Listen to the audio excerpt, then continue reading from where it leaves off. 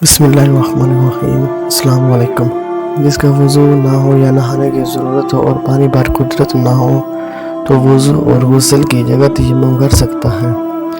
پانی پر قدرت نہ ہونے کی چند صورتیں ہیں۔ پہلی صورت یہ کہ ایسی بیماری ہو کہ وضو یا غسل سے اس کے بڑھنے یا دیر میں اچھا ہونے کا صحیح اندیشہ ہو، چاہے اس نے خود آزمایا ہو کہ جب وضو یا غسل کرتا ہے تو بیماری بڑھتی ہے، یا کسی پر مسلمان پرہیزگار قابل حکیم نے کہہ دیا ہو کہ پانی نقصان کرے گا تو تیمم جائز ہے۔ بعض خیال میں بڑھنے کا ہو تو تیمم جائز نہیں، جو ہی کافر یا فاسق یا معمولی طبیب کے کہنے کے اعتبار نہیں کیے گئے۔ مسئلہ بیماری میں اگر ٹھنڈا پانی نقصان کرتا ہے اور گرم پانی نقصان نہ کرے تو گرم پانی سے وضو اور غسل ضروری ہے، تیمم جائز نہیں۔ ہاں، اگر ایسی جگہ ہو کہ گرم پانی نہ مل سکے تو تیمم کرے۔ یوں ہی اگر ٹھنڈے وقت وضو یا غسل نقصان کرتا ہے اور گرم وقت میں نقصان نہیں کرتا تو ٹھنڈے وقت تیمم کرے۔ پھر جب گرم آئے تو آئندہ کے لیے وضو کر لینا چاہیے۔ جو نماز اس تیمم سے پڑھ لی اس کے اعادہ کی حاجت نہیں، یعنی دوبارہ پڑھنے کی ضرورت نہیں۔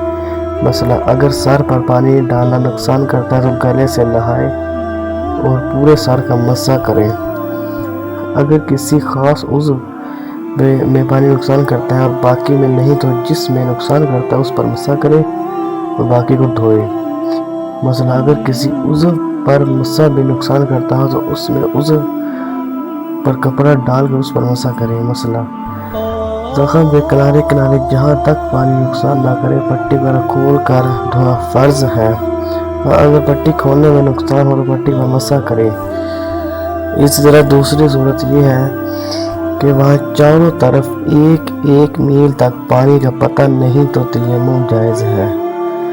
مثلا اگر یہ گمان ہو کہ 1 میل کے اندر پانی ہوگا تو تلاش کر لینا ضروری ہے، بلا تلاش کے تیمم جائز نہیں۔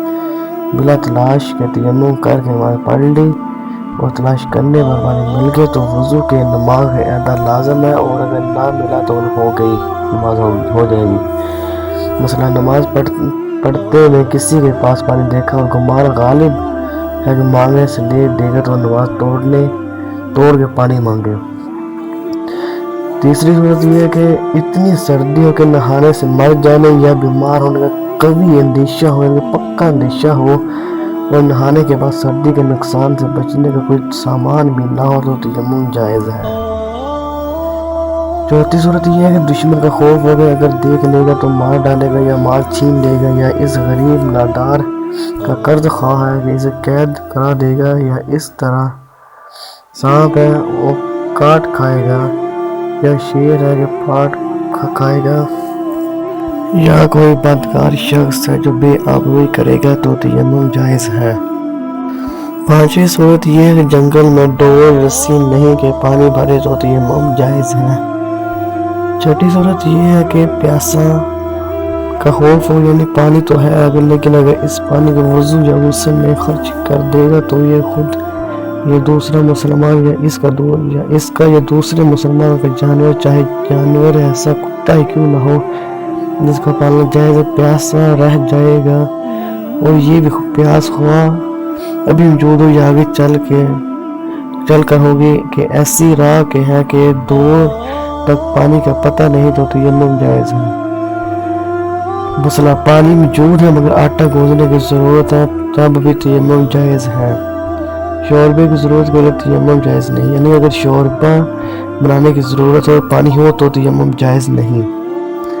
مثلا پانی موجود ہے، مثلا بدن یا کپڑے پر اتنی نجاست ہے کہ جتنی نجاست کے ہوتے ہوئے نماز جائز نہیں، اور پانی صرف اتنا ہے کہ چاہے وضو کرے یا نجاست دور کرے تو پانی سے نجاست دھوئے اور پھر دھونے کے بعد تیمم کرے، یعنی کہ نجاست صاف کرے پھر تیمم کرے۔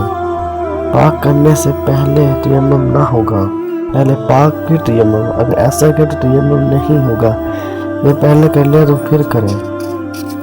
اس کے علاوہ ساتویں صورت یہ ہے کہ پانی مہنگا ہو، یعنی وہاں جس کو بھاؤ بکتا ہے اس سے 2 دام مانگتا ہے، 2 گنا مانگتا ہے، تو تیمم جائز ہے، اور اگر دام میں اتنا فرق نہ ہو یعنی دونے سے کم میں ملے تو تیمم جائز نہیں، یعنی کہ پھر پانی خریدے۔